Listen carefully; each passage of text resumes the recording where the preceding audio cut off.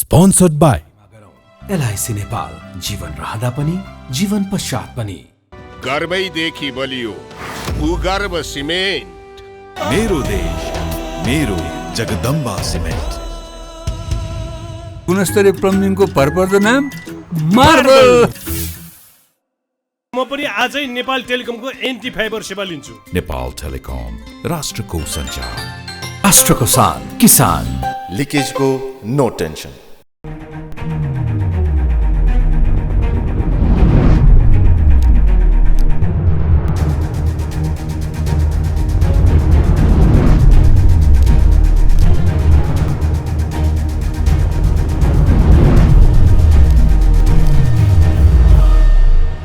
आजको जनता जान्न चाहन्छन् कार्यक्रममा हामीसँग धेरै विषयवस्तु छन्। देशको अर्थतन्त्र यतिखेर ओह्रालो लागेको छ। अर्थतन्त्रलाई बचाउनको लागि अब सबै राजनीतिक दल सरकार एक हुनुपर्छ र अब हामी सबैले गम्भीर र संवेदनशील भएर देशको अर्थतन्त्रको बारेमा बहस गर्नुपर्छ।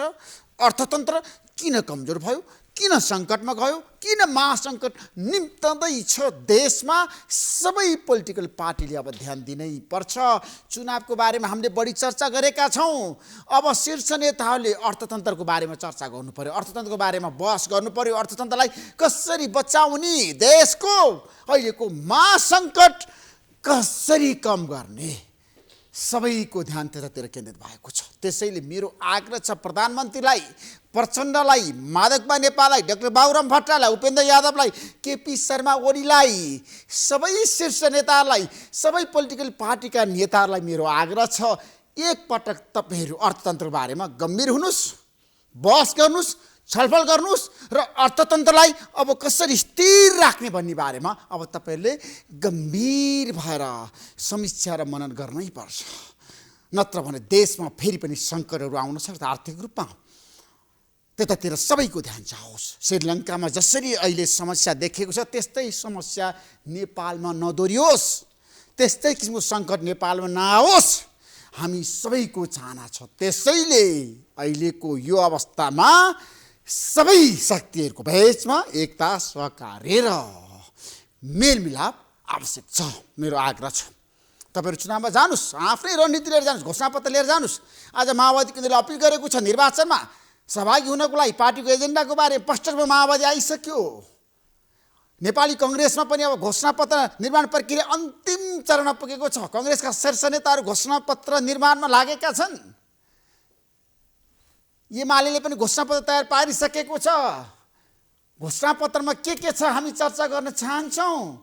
कङ्ग्रेसले कस्तो घोषणापत्र बनाउँदैछ, माओवादीले कस्तो बनाउँदैछ, एमाले कस्तो बनाउँदैछ, जसपाले कस्तो बनाउँदैछ र लोसपाले कस्तो घोषणापत्र बनाउँदैछ हामी चर्चा गर्न चाहन्छौँ।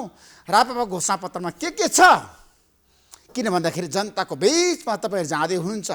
5 वर्षपछि अब जनताहरूले तपाईँलाई किन जिताउने, फेरि किन, के कारणले तपाईँहरूले के गर्नुभयो 5 वर्षमा। अब जनता यति सचेत भइसके, यति गम्भीर भइसके, जनताहरू यति अहिलेको अवस्थामा सूचना राखेर बसेका छन्। कसले कहाँ के काम गर्यो, कति विकास गर्यो, कति जनताका प्रतिनिधिहरूले जनतामा उत्तरदायित्व जिम्मेवारी निर्वाह गरे, भ्रष्टाचार अन्त्य भयो कि भएन, गाउँघरमा कुना काप्चामा सहर बजारमा सडकहरू कसरी बने, कसरी पिच भए, पूर्वाधारको कसरी प्रगति भयो, स्वास्थ्य र क्षेत्र र आमूल परिवर्तन भएर शिक्षा र स्वास्थ्यमा सबैको ध्यान त्यतातिर गएको जनताहरूले अहिले लेखाजोखा गरेर बसेका छन्। यसपटकको निर्वाचनमा कसलाई जिताउने, किन जिताउने, के कारणले जिताउने, कसलाई जिताउँदा फाइदा हुन्छ, विकास हुन्छ, सबैको ध्यान त्यतातिर गएको छ। हामी पनि आज यसबारेमा चर्चा गर्न चाहन्छौँ र सत्तारूढ गठबन्धनले अब चुनावलाई कसरी अगाडि बढाउने, चुनावमा कसरी तालमेल गर्ने भनेर समितिहरू बनाउन थालेको छ धमाधम। आज बालुवाटारमा बसेको सत्तारूढ दलका शीर्ष नेताहरूले चुनावमा स्थानीय तहको निर्वाचनमा अनुगमन गर्नको लागि समिति निर्माण गरेका छन्। चुनावलाई कसरी प्रभावकारी बनाउने, चुनावलाई कसरी निष्पक्ष र धाँधलीरहित रूपमा सम्पन्न गर्ने र चुनावमा कसरी तालमेल गर्ने, कसरी मिलाउने, स्थानीय तहको निर्वाचनमा सबै क्षेत्रमा तालमेल गर्नको लागि के गर्नुपर्छ भन्ने बारेमा पनि आज बालुवाटारमा छलफल भएको छ र रामचन्द्र पौडेललाई त्यसको जिम्मेवारी दिएको छ। 10 सदस्य समितिमा को छ हामी स्थानीय तह निर्वाचन अनुगमन समितिको कुरा गर्न चाहन्छौँ। अनुगमन समितिमा को छ त? त्यसैले आज हामी बालुवाटारमा आज भएको बैठकको निर्णयको बारेमा पनि तपाईँलाई ताजा अपडेट गराउन चाहन्छौँ। चुनावमा तालमेल गर्नको लागि सहमति भइसकेको छ। हामीले बारम्बार भनेका छौँ सबै तहमा तालमेल नहुन सक्छ, तर कतिपय महत्त्वपूर्ण ठाउँमा स्थानमा सहमति र सहकार्य एकता र तालमेलका साथमा जाने सत्तारूढ गठबन्धन एक भएको छ र केपी शर्मा ओलीले पनि एमाले पनि अब तालमेल गर्दैछ, गठबन्धन बनाउँदैछ। कुन कुन पार्टीसँग केपी शर्मा ओलीको वार्ता भइरहेको छ, राप्रपासँग, राप्रपा नेपालसँग र अन्य दलहरूसँग पनि वार्ता जारी छ। आज हामी यसबारे पनि विशेष खुलासा गर्दैछौँ। त निर्वाचन आयोगले पनि अब आचार संहिता लागू गर्नको लागि कम्मर कसेर छलफल सुरु गरेको छ। अब 3-4 दिनभित्र आचार संहिता कार्यान्वयन गर्ने निर्वाचन आयोगको तयारी छ। आज निर्वाचन आयोगले साना ठुला सबै दललाई बोलाएर आचार संहिता कार्यान्वयनमा हस्ताक्षर गर्नको लागि आग्रह गर्यो। तर केही समय निर्वाचन आयोगमा हुल्दङ्गा भयो, भाँडभैलो भयो, त्यहाँ होहल्ला भयो, तर विस्तारै सम्हालिनको लागि सबै दल तयार भए। निर्वाचन आयोगले पनि युटर्न गरेर अहिलेको परिस्थितिको सामना गर्दै समीक्षा गरेर सबै दललाई कन्भिन्स गरेर हस्ताक्षर गराउन बाध्य पारेको छ। तर एमाले पनि हस्ताक्षर गरेको छैन आचार संहिताको बारेमा, कार्यान्वयनको बारेमा। किन एमाले हस्ताक्षर गरेन? आज निर्वाचन आयोगको आचार संहिता कार्यान्वयनको बैठकमा गएर पनि किन एमाले हस्ताक्षर नगरिकन बाहिरियो त? आज हामी यसबारेमा पनि चर्चा गर्न चाहन्छौँ। निर्वाचन आयोग यतिखेर निर्वाचन गराउन कम्मर कसेर लागेको छ। मतपत्र धमाधम छापिँदैछ र सबैको ध्यान निर्वाचनतिर छ। अब करिब 1 महिनापछि हुने यो निर्वाचनमा महासङ्ग्राममा यसपटक दलहरूले कस्ता उम्मेदवार बनाउलान्, कुन कुन गाउँपालिकामा, नगरपालिकामा, महानगर उपमहानगरपालिकामा कस्ता व्यक्तिहरू उठ्लान्, मन्त्रीदेखि सांसदहरूको यतिखेर घुइँचो लागेको छ। उपमहानगरपालिका, महानगरपालिकामा यसपटक सांसद बन्न होइन मेयर बन्न होडबाजी छ। हामी यसबारे पनि केही समयको विश्रामपछि चर्चा गर्नेछौँ। म केही समयको विश्रामपछि आउनेछु। प्रजातन्त्र पार्टीका पूर्व अध्यक्ष, पूर्व परराष्ट्र मन्त्री र अर्थमन्त्री डाक्टर प्रकाश नलोनी जर साहब, तपाईँलाई म जनता जान्न चाहन्छन् कार्यक्रम स्वागत गर्न चाहन्छु। धन्यवाद। तपाईँको पार्टीलाई निर्वाचन लागेको छैन राप्रपालाई? निर्वाचन त देशमा सबैलाई, स्थानीय निर्वाचनको त सबैलाई लाग्यो, सबै पार्टीलाई तर लाग्यो। तपाईँको पार्टीको चहलपहल देखिँदैन, गतिविधि देखिँदैन, किन? त्यसपछि तपाईँले अखबार हेर्नु भएको छैन होला। अखबार चाहिँ नेताहरू गाउँघरमा जाँदैन फेसबुक जनताको बिचमा? हेर्नु, हामी गइरहेछौँ। मै आफै कतिताली नुवाकोट जिल्लामा गइरहेको छु, ठाउँ ठाउँमा गइरहेको छु। राष्ट्रिय प्रजातन्त्र पार्टीका अध्यक्ष, प्रवक्ताहरू सारा देशव्यापी रूपमा चाहिँ दौड गरिराखेका छन्। वास्तवमा अहिले सबभन्दा बढ्ता देशव्यापी रूपमा दौड गर्ने प्रयास गर्ने त हामी नै छौँ। होइन, तपाईँहरू गइरहनु भएको छ, तर जनमतदेखि नै राष्ट्रिय प्रजातन्त्र पार्टीको किन भन्नु? फेरि तपाईँले चाहिँ गोलमाल कुरा गर्नु। होइन, जनता जान्न चाहन्छ, बताउनुहोस् न। राष्ट्रिय प्रजातन्त्र पार्टीको आमसभाहरूमा अहिले जति जनमत आएको छ त्यो जनता आएका छन्। कुनै पार्टीको सभामा पनि आएको छैन। कुनै पार्टीको सभामा पनि छैन? छैन। कङ्ग्रेसको पनि छैन, एमालेको पनि छैन? छैन, अहिलेसम्म छैन। किनभने राष्ट्रिय प्रजातन्त्र पार्टीले जति आमसभा गरेछ त्यो अहिलेसम्म अरू कुनै पार्टीले गरेकै छैन। यो अहिलेको चुनावको सन्दर्भमा है। र जति मान्छेको उपस्थिति छ त्यो पनि राष्ट्रिय प्रजातन्त्र पार्टीको आमसभामा जति उपस्थिति छ अरूकोमा त्यति छैन। अरे केपी शर्मा ओली भन्नुभयो देशभरि चाहिँ आमसभामा चाहिँ एमाले परमेश्वरको लहर चलाएको छ भनेर। होइन, केपी शर्मा ओलीजी अब एउटा त्यो ठुलो पार्टीको नेता हुनुहुन्छ। उहाँले आफ्ना कार्यकर्ताहरूलाई उहाँले भन्ने स्वाभाविक पनि हो। उहाँको त्यसको मतलब मैले उहाँलाई न्यूनीकरण गर्न खोजेकै होइन। उहाँको आमसभामा पनि मान्छेहरू आएका छन्, मान्छेहरू चाहिँ भिडहरू जम्मा भएका छन्। तर प्रयास चाहिँ राष्ट्रिय प्रजातन्त्र पार्टीले जति गरेको छ त्यति चाहिँ अरूले गरेको छैन। त्यसो भए तपाईँ एक्लै चुनावमा जान सक्नुहुन्छ डाक्टर लोनी यसपटक? अहिले हामीले तपाईँको चाहिँ हामी कसैसित हात जोडेर तपाईँसित मिलेर जाउँ भनेर हामी भन्नेवाला पनि छैनौँ। अरूलाई पनि चासो छ भने कुरा गर्न आउलान्।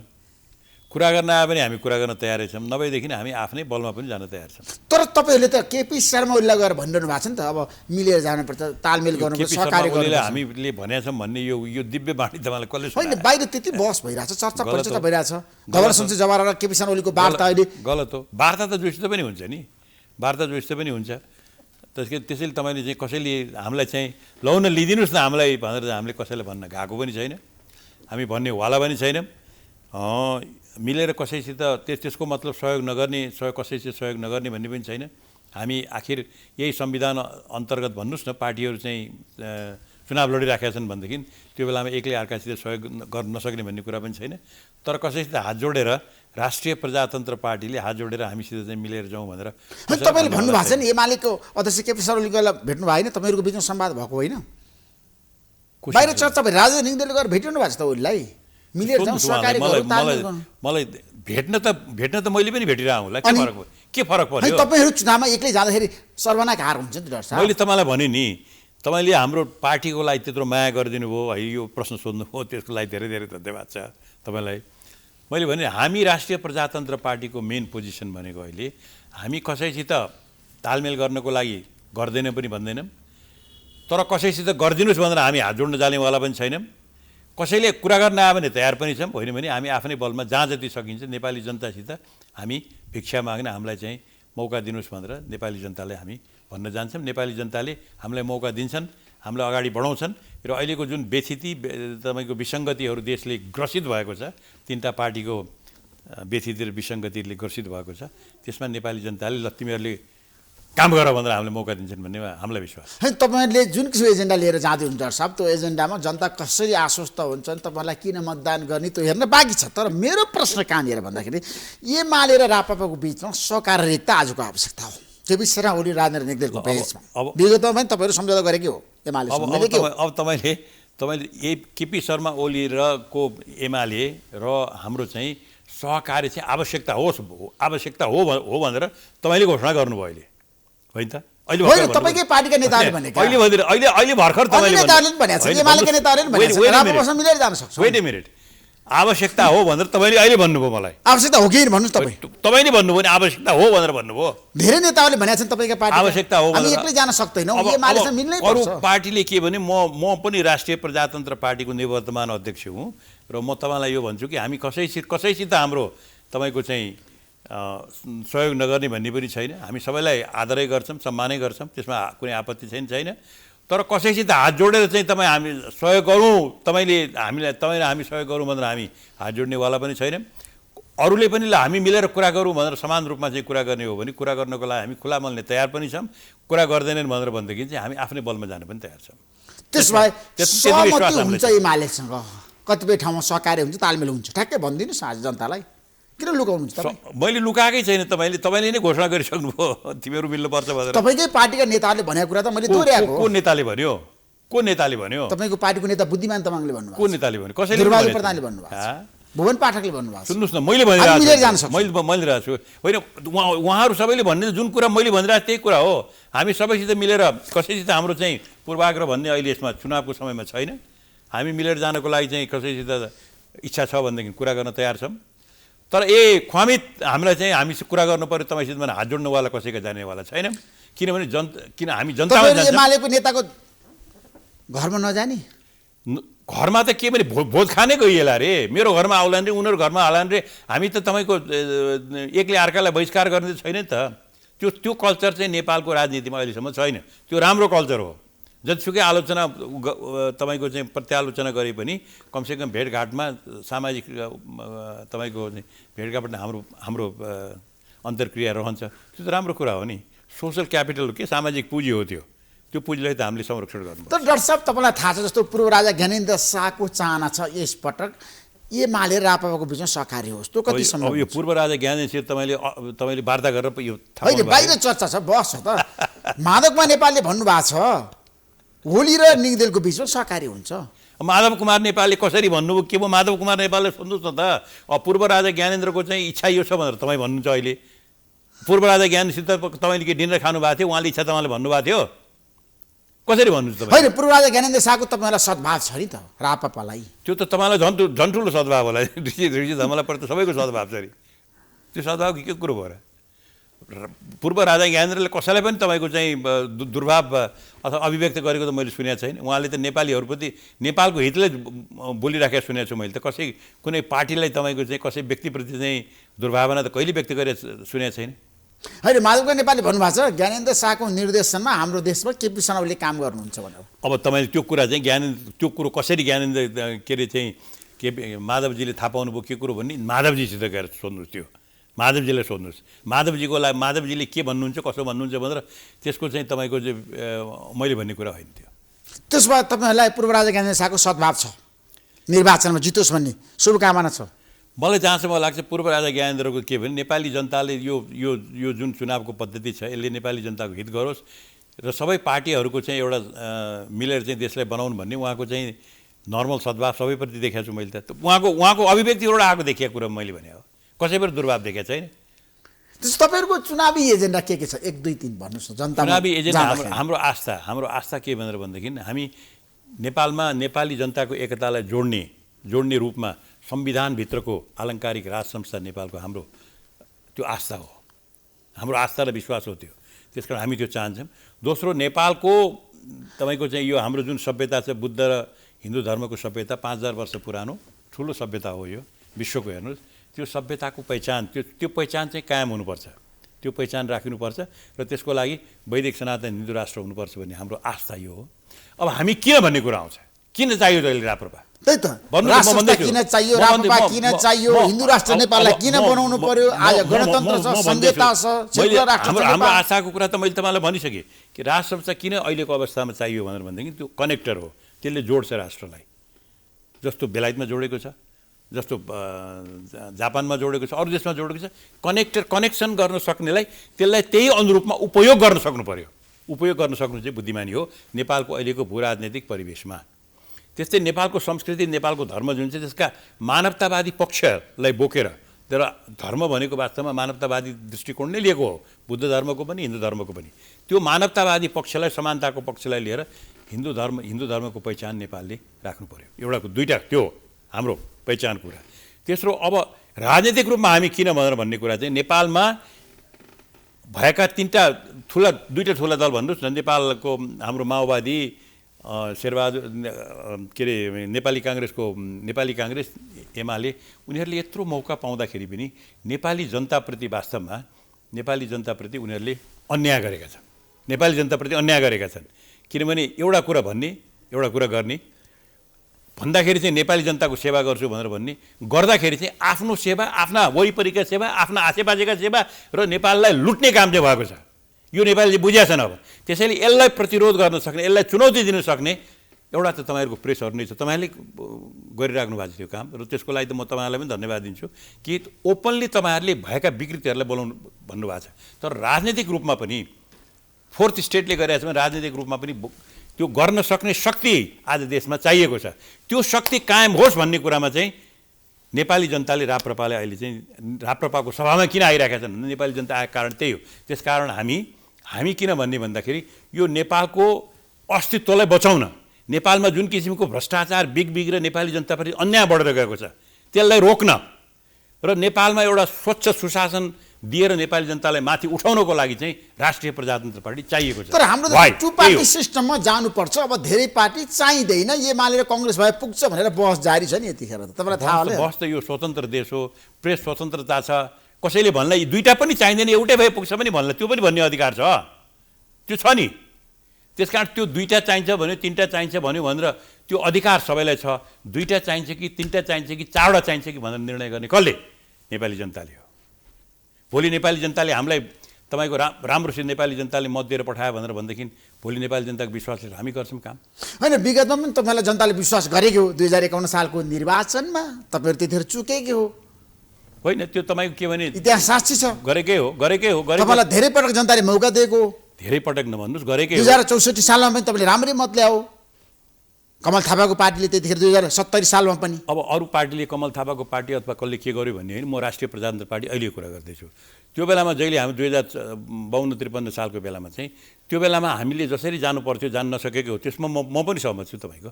हामीले मिस्टेक्सहरू गऱ्यौँ, अरू पार्टीले पनि हामीलाई प्रयोग गरे, हामीले उनीहरूलाई प्रयोग गऱ्यौँ भन्ने ठान्यो, उनीहरूले हामीलाई प्रयोग गरे। तर अब त्यो सबै प्रक्रियाबाट चाहिँ सिकेर चाहिँ एउटा चाहिँ बलियो राष्ट्रवादी प्रजातन्त्रवादी बलियो पार्टी आज नेपालमा आवश्यक छ। भएका अहिलेका पार्टीहरूले आफूलाई अग्रगामी भने पनि उनीहरूको व्यवहार, उनीहरूको नीति र कार्यान्वयन जुन छ त्यो पूर्णतया प्रतिगामी भएर गएको छ।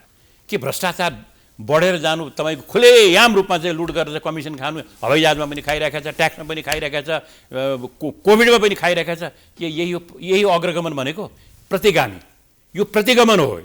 यो प्रतिगमनलाई चुनौती दिने शक्ति भनेको आज राष्ट्रिय प्रजातन्त्र पार्टी हो। त्यसैले सही रूपमा भन्नुहुन्छ भनेदेखि आज अग्रगामी शक्ति भनेको राष्ट्रिय प्रजातन्त्र। तर राष्ट्रिय प्रजातन्त्र पार्टी त फुटिसक्यो नि, कमल थापाले पार्टी फुटाइदिनु भयो, तपाईँहरूको राप्रपा नेपाल गठन गरिदिनु भयो। होइन, त्यो छुट्टै पार्टी हो। त्यो उहाँले गठन गरेर चाहिँ भोलि राप्रपा नेपाल भनेर एउटाले गठन गरेर, अर्कोले भोलि राप्रपा भक्तपुर भनेर गठन गर्ला, अर्कोले भोलि राप्रपा चाहिँ अर्को भनेर गठन गर्ला। नेपालको कानुनले दिएअनुसार कसले गठन गर्छन्, जनताले राप्रपा कुन भनेर त बताइदिइहाल्छन् नि चुनावमा। त्यसमा मलाई के बताउनुहोस्, तपाईँले भन्नुभयो अहिलेको अवस्थामा देशको छ नि राष्ट्रियताको कुरा गर्दा, अर्थतन्त्रको कुरा गर्दाखेरि, विकासको कुरा गर्दाखेरि हामी कहाँ चुक्यौँ र अब हामीले गर्नुपर्ने काम के यो देशको अर्थतन्त्रलाई कसरी बचाउने हो? डाक्टर साहब, तपाईँको प्रश्न देशको अर्थतन्त्रमा, अर्थतन्त्र अब राजनीतिबाट स्थिर छ, देशको अर्थतन्त्र स्थिर बनाउनु पर्छ, पर्दैन? के भएको देशको, तपाईँले के देख्नु भएको देशको अर्थतन्त्रमा? तपाईँलाई थाहा छैन, पढ्नुहुन्न? भन्नुहोस् न, तपाईँले जुन देशको अब अर्थतन्त्र ब्याङ्कमा पैसा छैन भन्ने थालिसके मान्छे, तरलता आयो, तरलताको लिक्विडिटी आयो, क्राइसिस आयो, समस्याहरू त आएको छ नि। हो यो के हुन्छ भन्ने कुरा तपाईँको आयो होइन प्रश्न। अब यो देशको अर्थतन्त्र चाहिँ तपाईँको कस्तो भने, एउटा चाहिँ कन्फ्युसियस चाइनिजको चाहिँ फिलोसफर हो अघि, कन्फ्युसियसले के भनेको थियो भने त्यो बेलामा त राज संस्था, त्यो बेलामा कन्फ्युसियसले भनेको थियो कि यदि राजा बिग्रेर गयो भने शासक बिग्रेर गयो भनेदेखि त्यो देश पनि बिग्रेर जान्छ। नेपालमा जनताले चाहिँ बनाइदिए, शासकहरू बनाइदिए, शासक नेपालमा बिग्रेर गए र त्यसको प्रतिबिम्ब अहिले नेपालको अर्थतन्त्रमा आइरहेको छ। किनभने नेपालका शासकहरूले नेपाली जनतालाई रोजगारीको लागि कहिले मेहनत गरेनन्, रोजगारीको लागि विदेशमा पठाइदिए। ती विदेशमा पठाएका मान्छेले पठाएको पैसाको दुरुपयोग गरे, त्यसबाट आएको राजस्वबाट चाहिँ साधारण खर्च बढाएर लगे, त्यसबाट आएको पैसाबाट अलिअलि गर्ने विकास पनि त्यो पनि काम पनि गरेनन्। त्यसबाट आएको पैसाले चाहिँ त्यसले निकालेको आर्थिक चक्रमा चाहिँ यहाँ नेपालमा चाहिँ उद्योगहरू खडा गर्छु भने त्यो पनि खडा गरेनन्। खालि के गरे त भनेर भन्दैन, आएको पैसाले आयात मात्रै गर्ने, खाने। यहाँ हुँदा यहाँको धान पनि रोक्यो, नेपालको एक्सपोर्ट गर्ने कुरै केही नहुने स्थितिमा जब चक्रमा पुऱ्यायो भने यो कसले पुऱ्यायो त? त्यसमा सबैको कमी कमजोरी छ। तपाईँहरू पनि त पावरमा पुग्नु भएको थियो, तपाईँहरू अर्थमन्त्री बन्नुभएको थियो, तपाईँहरू परराष्ट्र मन्त्री बन्नुभएको थियो। त्यो बेलामा तपाईँको हेर्नुहोस्, म परराष्ट्र मन्त्री नै हुँदाखेरि त्यो बेलामा नेपाल र भारतसित सम्झौता गरेर हामीले नेपालको निर्यात र आयातमा 40% नेपालको कुल व्यापारको नेपालको निर्यात थियो। अहिले 6% छ, 7% छ। ट्रेड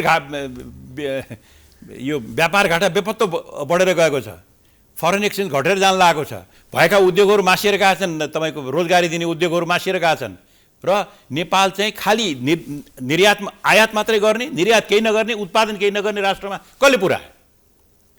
अहिले अग्रगामीहरूले पुऱ्याएको, त्यो लुटेर खाने प्रवृत्तिले पुऱ्याएको, त्यो जनताको सम्पत्ति मास्ने प्रवृत्तिले पुऱ्याएको। त्यो कामको लागि यही मात्रै सरकार भनेर भनिदिनु। तर यो सरकार आइसक्यो, यो सरकार आइसक्यो, यो सरकार आइसकेपछि त्यसमा कुनै सुधार गरेन। शेरबहादुर देवालले सुधार गर्नु भएन, प्रधानमन्त्री पटक्कै उहाँको अर्थमन्त्री के गरेर बस्नु भएको थाहा छैन मलाई, सुधार गरेन। सुधार त भइरहेछ, प्रधानमन्त्री भइरहनु भएको छ, देशमा आमूल परिवर्तन भयो, देशमा आमूल संविधान बच्यो, लोकतन्त्र बच्यो, म प्रधानमन्त्री भइसकेपछि त्यसपछि अर्थतन्त्रको प्रधानमन्त्रीको भनाइ सङ्कटलाई कसरी व्याख्या गर्नुहुन्छ तपाईँ? हेर्नुहोस्, एउटा के छ भनेदेखि यो पोभर्टी ट्र्याप भन्ने हुन्छ कि तपाईँ, गरिबीको चक्र भन्ने। गरिबीको चक्रमा मान्छे परेपछि फुत्किन पाउँदैन भनेर गाह्रो छ भन्छन् कहिले कहिले, त्यसलाई राज्य चाहियो। त चुनावी प्रजातन्त्रको चक्रमा नेपाली पनि फसेको। त्यसको मतलब मैले चुनाव बेठिक भने होइन, चुनाव हुनैपर्छ, शासन गर्ने जनताले नै हो। चुनावको मात्र कुरा हुन्छ, सुन्नुहोस् न, म तपाईँलाई भन्छु, सुन्नु, जनताको समस्या छ, महँगी बढ्या छ, डेमोक्रेसी बेरोजगारीहरू छन्, त्यही त डेमोक्रेसी भनेको, बढिरहेछ। मेरो कुरा सुन्नुहोस् न, डेमोक्रेसी भनेको एउटा प्याकेज हो कि चुनाव मात्रै होइन। डेमोक्रेसी भनेको तपाईँका विभिन्न अङ्गहरूले कसरी काम गर्छन्, त्यो मूल्य मान्यताले कसरी काम गर्छन्, त्यो प्याकेजमा चाहिँ खालि चुनावमा मात्रै ध्यान दिने, चुनावमा ध्यान दिएर त्यसपछि चुनावमा आइसकेपछि त्यो पैसाले चाहिँ फेरि तपाईँको चाहिँ जनता किन्ने, जनता किनेर चाहिँ सत्तामा आउने, सत्तामा बसेर पैसा कमाएर चाहिँ जनता किन्ने, अनि संवैधानिक अङ्गहरू, राजनीतिक अङ्गहरूलाई निष्क्रिय बनाउने, भागभण्डा गर्ने, बिर्ताको रूपमा त्यसलाई लिने र नेपाललाई एउटा पहिले सामन्ती जमानामा जहाँनीय शासनमा चाहिँ एउटा चाहिँ परिवारको बिर्ता भनेको जस्तो केही पार्टीहरूको बिर्ताको रूपमा र उनीहरूका कार्यकर्ताको बिर्ताको रूपमा देशलाई लैजाने यो नवसामन्तवादी प्रवृत्ति, पश्चगमनको प्रवृत्ति, भनेको यही हो। यो पश्चगमनको प्रवृत्ति, कुरा अग्रगमनको, व्यवहार पश्चगमनको प्रवृत्तिले गर्दाखेरि नेपालमा सङ्कट आएको हो। यो सरकार जस्तो अग्रगमनको प्रगतिशील सरकार अरू कुन छ भन्नु त हाम्रो देशमा?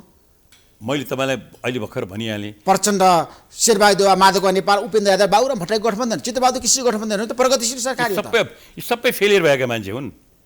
They have failed, zero failure भएका मान्छे। यिनीहरूकै कारणले गर्दाखेरि उहाँहरूकै भन्छु म, सम्माननीय प्रधानमन्त्रीज्यू, सम्माननीय वर्तमान प्रधानमन्त्रीज्यू, सम्माननीय भूतपूर्व प्रधानमन्त्रीज्यूहरू सबै सम्मान्य हुन्। उहाँ सम्मान्यहरूको साथसाथै अरू छोटे सम्मान्य पनि थुप्रै छन्, फुच्चे सम्मान्यहरू।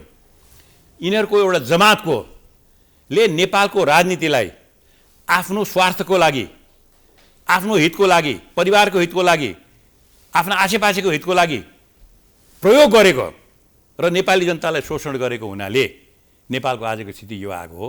र अहिले पनि तपाईँको म हेर्छु कुनै तपाईँको समन्वय छैन। अहिले पनि पढिरहेको छु म अर्थ मन्त्रालय, गठबन्धनको सरकारले भनिसक्यो आज बालुटारमा बैठक बोलाएर प्रधानमन्त्री भन्नुभएको छ हामी अर्थविदहरूसँग छलफल गर्छौँ अर्थतन्त्रलाई बचाउनको लागि। अहिले त उहाँहरूलाई त रमाइलो छैन, श्रीलङ्का जस्तो बन्न दिँदैनौँ नेपाललाई। अहिले तपाईँले यत्रो छलफलमा कतै नेपालको आर्थिक समस्याको बारेमा कुनै सिरियस छलफल भएको सुन्नु भएको छैन। उहाँ त के भनेदेखि रमाइलो छ नि त, तिमीसित गठबन्धन गर्ने कि तिमीसित गठबन्धन गर्ने कि, एकदम समय छलफलै त्यसैमा छ। अहिले हेर्नु छ भनेदेखि चाहिँ राष्ट्र ब्याङ्कले कोसिस गरिरहेको छ। राष्ट्र ब्याङ्कले पनि आफ्नो समयमा अलिकति अझ कडा गरिदिएको भए हुन्थ्यो होला। समयमा जब यो क्रेडिटको एक्सपेन्सन भएको थियो, राष्ट्र ब्याङ्कसित अर्थ मन्त्रालयको तालमेल देखिँदैन, राष्ट्र ब्याङ्क र अर्थ मन्त्रालयको योजना आयोगसित तालमेल देखिँदैन। यद्यपि राष्ट्र ब्याङ्कमा पनि तपाईँको पढे लेखेका बुझेका मान्छेहरू छन्, योजना आयोगमा पनि काम गर्छु भन्ने मान्छेहरू छन्, जानेका मान्छेहरू छन्, तर काम गर्न सक्ने क्षमता, त्यो मिलाएर काम गर्न सक्ने नेतृत्वै छैन। हाम्रो देशमा नेतै छैन त, राजनेता, जनताले मन पराएको स्टेटमेन्टसिपको कुरा गरेको मैले, एकदम सबैको प्रिय मान्छे। त्यो स्टेटमेन्ट भनेको तपाईँको के भने इच्छा गरेर मात्रै आउने होइन, इच्छा गरेर मात्रै आउने होइन। अहिलेसम्म चाहिँ, अहिले म भन्छु, अहिलेसम्मको जुन देखिएको छ, नेतृत्वको स्तर देखिएको छ, एकले अर्कालाई गाली गर्ने र एकले अर्कालाई तँ चोर र म चोर भन्ने बाहेक चाहिँ अर्को स्टेटमेन्टको के देखेको छ? अहिले के देखेको छ? कुनै नेपाली जनताको समस्या समाधान गर्न सकेको छ? यत्रा वर्ष भइसक्यो, खालि तपाईँले 30औं लाख मान्छेलाई बाहिर पठाउनु सिवाय यहाँ रोजगारी दिन सक्नु भएको छ? कुनै कार्यक्रम छ तपाईँको? खर्च गर्छु भनेको पैसा, विदेशीले दिएको खर्च गर्छु भने विकासको पैसा पनि तपाईँ 50% खर्च गर्न सक्नुहुन्न। खर्च गरेको चाहिँ रकम चाहिँ 100 रुपियाँ दाममा खर्च गर्नलाई चाहिँ 500 रुपियाँ दाम खर्च गरेर 400 रुपियाँ दाम खानुहुन्छ, भ्रष्टाचार गर्नुहुन्छ, बेइमानी गर्नुहुन्छ, आर्थिक अनुशासनहीनतामा बस्नुहुन्छ। अनि यही हो स्टेटमेन्ट। अनि तपाईँको पार्टी किन कानमा तेल हालेर सुतेको छ त? कानमा तेल हालेर अहिले सबभन्दा बढ्ता यो कुरालाई बाहिर, यो कुरालाई सबभन्दा बढ्ता बाहिर ल्याउने एउटै दल छ, त्यो दल भनेको राष्ट्रिय प्रजातन्त्र पार्टी हो। हामीले त यतिसम्म भनेका छौँ, बारम्बार भनेका छौँ कि हामी यो चाहन्छौँ कि अहिलेका सबै ठुला नेताहरू, ठुला भन्दाखेरि सम्माननीय शेरबहादुर देउवाजी, सम्माननीय ओलीजी, सम्माननीय प्रचण्डजी, सम्माननीय माधवजी, अरू छोटे सम्माननीयहरू पनि थुप्रै, सबै नेताहरूको सम्पत्ति जाँच होस्, नागरिक आयोग गठन गरेर। त्यसमा हामी भलन्टियर गर्न तयार छौँ। हामी यो प्रस्ताव राख्छौँ। यो प्रस्तावको बारेमा हाम्रो अहिलेका सम्मानजीहरू छानबिन हुनुपर्छ, तपाईँको पनि छानबिन हुनुपर्छ। हुन्छ, म त भलन्टियरै गर्छु सबैको। यस, हामी त भलन्टियर गर्न तयार छौँ। शेरबहादुर देउवादेखि डाक्टर प्रकाश चन्द्र लोनीसम्मको सम्पत्ति छानबिन हुनुपर्छ। तपाईँले मैले भनेको कुरा दोहोऱ्याइराख्नु भएको छ अहिले, धन्यवाद त्यसको लागि। हो, त्यो प्रस्ताव हुन्छ, हामी गर्छौँ भनेर भन्ने आँट किन छैन? किन त्यो नैतिक हिम्मत छैन? कुनै यहाँको नेताले भनौँ मेरो विदेशमा सम्पत्ति छैन देखियो भनेदेखि म जेसँग जहाँ पनि सहन तयार छु भनेर यहाँ कुनै नेताले भनौँ, अहिले सत्ता भएका नेताहरू, प्रतिपक्षहरूले भनौँ। किनभने हामीले देखिरहेछौँ पानामा पेपर, यो पेपर, ऊ पेपर, कसको कति छ भन्ने कुरो फेरि आइरहेको छ भने यो गरिब देशबाट पनि सम्पत्ति पनि बाहिर राख्ने, अनि यसलाई चाहिँ एउटा शिकार खेल्ने ठाउँ, राजनीतिक शिकार खेल्ने ठाउँ बनाउने यो देशलाई। तर डाक्टर साहब तपाईँ पनि त शेरबहादुर देउवा क्याबिनेटमा हुनुहुन्थ्यो नि त, होइन, परराष्ट्र मन्त्रीको रूपमा? मैले महाकाली सन्धि पारित गराएको होइन, तपाईँको महत्त्वपूर्ण भूमिका थिएन? पञ्चेश्वर कार्यान्वयन भयो, आज अलपत्र परेन। महाकाली सन्धि भन्नुहुन्छ भनेदेखि नेपालको इतिहासमा आधा पानी र आधा बिजुली सबै बेनिफिटमा पनि, नाफामा पनि, नोक्सानमा पनि र त्यसको खर्च पनि बराबर गरेर हुने महाकाली सन्धि, त्यस्तो सन्धि नेपालको राम्रो सन्धि कहिले भएकै छैन। भएर के गर्ने कारण? सुन्नुहोस् न, किन कार्यान्वयन भएन? त्यो पनि भन्छु म तपाईँलाई, तपाईँले सोधिहाल्नुभयो किन कार्यान्वयन भएन। कोशी सन्धि हुने बित्तिकै कार्यान्वयन भयो, गण्डक सन्धि हुने बित्तिकै कार्यान्वयन भयो, महाकाली सन्धि किन भएन भनेर भन्दाखेरि नेपालले आफ्नो बेनिफिट लिएको छ, त्यो बेनिफिट लिँदाखेरि उनीहरूमा दोधार परेको छ, भारतीय मित्रहरूमा दोधार परेको हुनाले कार्यान्वयन गर्न सकेका छैन। उनीहरूले नगरे हो, किनभने त्योमा हामीले आफ्नो स्वार्थको रक्षा गरेका छौँ र भनेका छौँ कि जति फाइदा हुन्छ, फाइदा पनि आधा, खर्च पनि आधा। यो सिमाना नदी भएको हुनाले फाइदा र खर्च आधा आधा हुनुपर्छ भनेर यो लेखिएको सन्धि र यो सन्धिमा यति पनि छ कि कुनै विवाद भयो भने 10 वर्षपछि यसलाई रिभ्यू गर्नुपर्छ भनेको छ। महाकाली सन्धिलाई आज खराब भन्नेहरूले सत्तामा बसेका छन् नि त, किन रिभ्यू गर्न नसकेको? अनि तपाईँले भन्नुभएको थियो महाकाली सन्धि पारित भइसकेपछि अब घाम छ नि पूर्वबाट होइन पश्चिमबाट उदाउँछ भन्ने तपाईँहरू होइन? तपाईँहरू नभन्नुहोस्, त्यो केपी शर्मा ओलीजीले भन्नुभयो, उहाँले सोध्नुहोस्। खोइ त आज घाम उदायो पश्चिमबाट। घाम उदा बन्नु पर्यो नि त, बन्ने राष्ट्र किन भारतले गर्दैन? नेपालले त भनेको छ आधा आधा हुनुपर्छ भने, त्यो आधा आधाको प्रिन्सिपललाई लेखेको सन्धिलाई किन मान्दैन त उसले? त्यो मान्नु पर्यो नि त। अस्ति प्रधानमन्त्रीले भन्नुभयो शेरबहादुर देउवाले भारतमा पञ्चेश्वरको कुरा गर्नुभयो र के मेरो एउटै मात्र यहाँका हाम्रा चाहिँ प्रचण्डजी, केपी शर्मा ओलीजी, सारा जो हुनुहुन्छ उहाँलाई एउटै के छ भने तपाईँहरूलाई यदि त्यो सन्धि चित्त नबुझेको हो भने 10 वर्षमा परिवर्तन गर्न तपाईँलाई अधिकार छ, लेखेको छ त्यहाँ। तपाईँलाई त्यो सन्धिको बारेमा कुनै कुरामा चाहिँ तपाईँलाई कुरा मिलेन भनेदेखि नेपाल र भारतको प्रतिनिधि र विदेशी प्रतिनिधि, अन्तर्राष्ट्रिय प्रतिनिधि राखेर आर्बिट्रेसन गर्ने अधिकार छ भन्दाखेरि चाहिँ तपाईँको चाहिँ अरूलाई आलोचना गर्ने, आफू सत्तामा भयो भने एक शब्द किन नबोल्ने? नरेन्द्र मोदीले भन्नुभयो त नेपालकै प्रधानमन्त्रीलाई अगाडि राखेर शेरबहादुर देउवालाई भन्नुभयो अब पञ्चेश्वर कार्यान्वयन हुन्छ, अगाडि बढ्छ र पारमा तीव्र गतिमा गरे भइहाल्यो। हामीले कहिले नाइ भनेको छ र? तर त्यो पर्यो अब पञ्चेश्वर। तर त्यो सन्धिमा जुन कुराहरू लेखिएको छ कि तपाईँको नाफा, त्यो योजनाबाट हुने नाफा बिजुलीमा, पानीमा, बाढी नियन्त्रणमा जुन नाफा हो त्यो नाफामा पनि आधा आधा हुनुपर्छ र त्यसको खर्चमा पनि नेपालले आधा आधा बेहोर्नुपर्छ। हामी पनि बेहोर्न तयार हुनुपर्छ। त्यो लेखेकै त्यही छ त्यहाँ। कसैको बढी र कसैको घटी भन्ने छँदैन। त्यसो पञ्चेश्वर अब कार्यान्वयन हुनुभयो होइन? नेपालीको लागि कार्यान्वयन हुने भनेर भने त हरेक ताली जाँदाखेरि भारतमा कार्यान्वयन हुने नै भनिराखेको हो, तर अहिलेसम्म भइरहेको छैन। तर यसपटक त आइस ब्रेक भयो नि त। आइस ब्रेक त पहिले पनि भएको थियो। आइस ब्रेक प्रधानमन्त्रीको भनाइ छ शेरबहादुरको माइलस्टोन भयो। पहिले पनि भएको थियो आइस ब्रेक। त्यो सन्धिमा लेखेका दफा अनुसार जति फाइदा हुन्छ त्यसमा पनि आधा, लागतमा पनि आधाको प्रिन्सिपलमा त्यो सन्धिमा लेखे अनुसार जानु पर्यो। यताउता गर्न चाहिँ पाइएन। भारतले पनि पाउँदैन, नेपालले पनि पाउँदैन। होइन, प्रधानमन्त्रीको भारत भ्रमण कति सफल भयो शेरबहादुर देउवाको? तपाईँको भनाइमा के छ, टिप्पणी गर्नुहोस् न। आज प्रधानमन्त्रीजीले भारतमा जानुभयो, कुराकानी गर्नुभयो। अब त्यो एउटा दुईवटा देशका प्रधानमन्त्रीको बिचमा, हाम्रो देशको प्रधानमन्त्री उहाँको प्रधानमन्त्रीको बिचमा कुराकानी हुनु राम्रै लाग्छ मलाई त्यसमा त मैले कुनै अन्यथा देखेको छैन।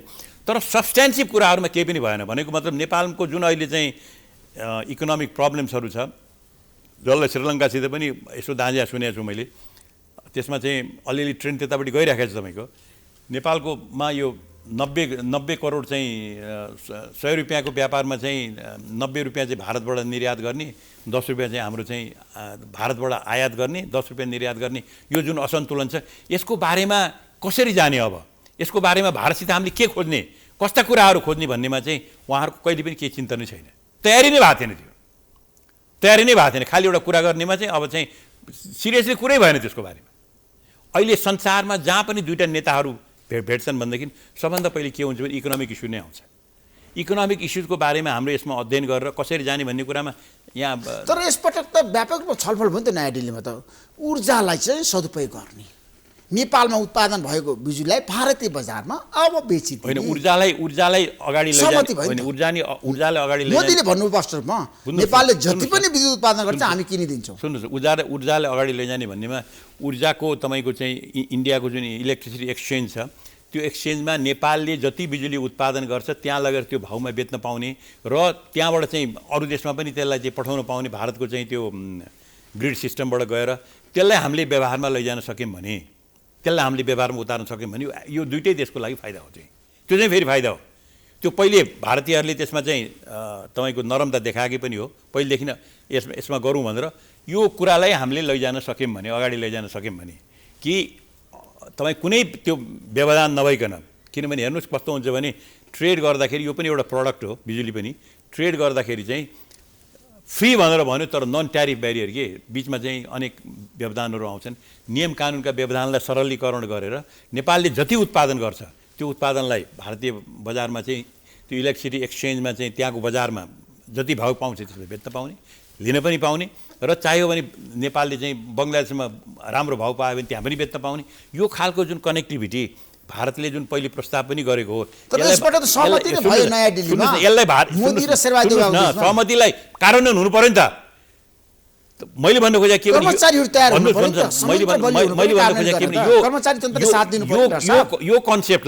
यो कन्सेप्टलाई यदि व्यवहारमा उतार्न भारतीय मित्रहरूले साँच्चीकै अगाडि लैजानुभयो भने त्यो यो साउथ एसिया दक्षिण एसियाको लागि उपलब्धि हुनेछ।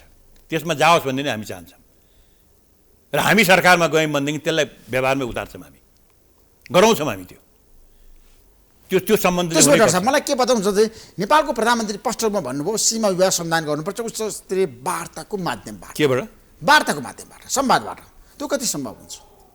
सीमा व्यवस्था सीमाको समस्या समाधान गर्न वार्ता बाहेक अरू उपाय के छ त? मेरो प्रश्न तपाईँले त्यही हो, वार्तैबाट हो। किनभने हामी दुईवटा नजिकका देशहरू हौँ, युनिकै देश हौँ। हामी चाहिँ के भन्दै धेरै धेरै कुराले हामी बाँधिएका पनि छौँ।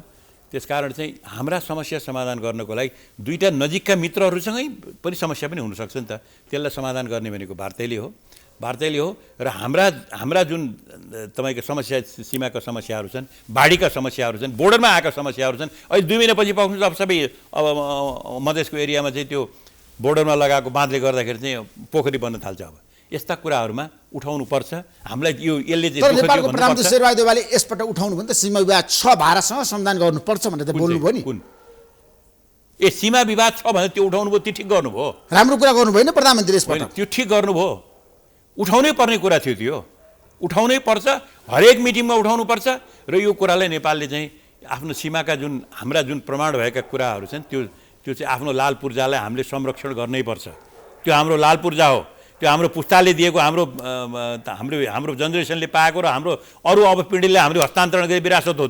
त्यसलाई संरक्षण गर्नको लागि चाहिँ त्यो हो राजनीतिज्ञले दृढता पनि देखाउनुपर्छ, फ्लेक्सिबिलिटी दृढता देखाएर आफ्नो लक्ष्यलाई चाहिँ त्यसमा चाहिँ तलमाथि गर्न चाहिँ दिनु हुँदैन। त्यसो भए जाँदै डाक्टर साहब, अब हाम्रो देशको अर्थतन्त्र बचाउनको लागि सञ्जीवनी बुटी अहिलेको सरकारसँग छ? हेर्नुहोस्, अब यसमा